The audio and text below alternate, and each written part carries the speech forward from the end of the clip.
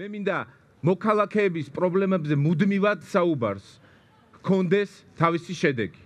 შედეგი, რომელიც უნდა აისახოს კონკრეტულ ცვლილებებში.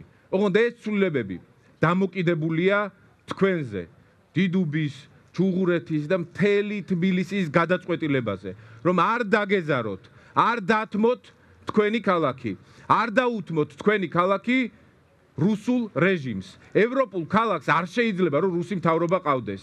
რუსს როცა ვამბობთ, გულწრფობთ მათ ქმედებებს, მათ საქციელს, მათ პოლიტიკას, იმიტომ როცა გიორგი საუბრობს კორუფციაზე, ყველაფერი იქ რაც ხდება იმას გავს.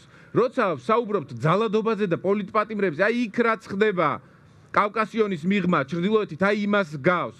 როცა საუბრობთ პრიორიტეტების არარსებობაზე, 30,000 ევროდ ჩადგმულ ნაგვისურნებზე, რომელსაც უნდა მიადგეს მოხუცებული გრძელი ჯოხით და კაუჭით გამომაგრებული ნაგავში ეძებოს რაღაც საკვები.